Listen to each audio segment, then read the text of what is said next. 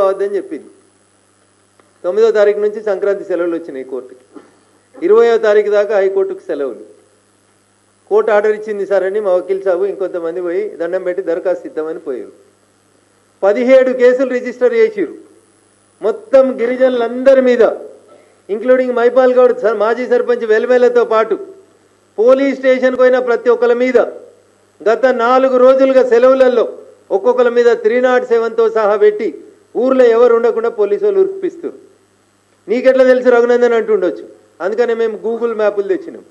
ఎన్ని పోలీసు బండ్లు ఉన్నాయి, ఎంతమంది పోలీసు వాళ్ళు ఉన్నారు, గోడలు కడుతుర్రు అన్న నిల్చొని లిటరల్గా గోడలు కడుతుర్రు. అందుకని మా మీడియా మిత్రులందరికీ నేను సవినయంగా చేసేటువంటి అప్పీల్, రింగ్ రోడ్ కానుకొని 2 కిలోమీటర్ల దూరమే ఉంటుందండి. కొల్లూరు ఎగ్జిట్ తీసుకొని జర్రంత అవతలకి పోతే మీకు ఇది కనబడుతుంటుంది అన్న. ఇప్పుడు పోదామన్నా నేను వాహనాలు ఏర్పాటు చేస్తే దయచేసి పోదాం.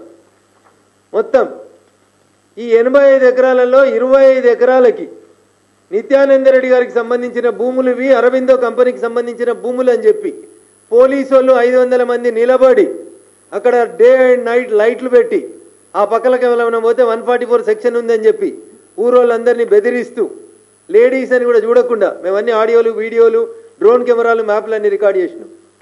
నా విజ్ఞప్తి రాష్ట్ర ముఖ్యమంత్రి గారికి, డీజీపీ ఆఫ్ పోలీస్ తెలంగాణ గారికి, హైకోర్టు సర్వోన్నత న్యాయస్థానం దాంట్లో ఇన్వాల్వ్ కావద్దు, వాళ్ళ భూముల్ని డిస్టర్బ్ చేయొద్దని చెప్పిన తర్వాత మీ పోలీసోళ్ళు, మా పోలీసోళ్ళు, సంగారెడ్డి జిల్లా పోలీసోళ్ళు మొత్తం 3 రోజుల నుంచి ఒకటే డ్యూటీ చేస్తున్నారు. ఎడ చేస్తున్నారు అంటే వెల్మెల ఊరవతలే చేస్తున్నారు డ్యూటీ.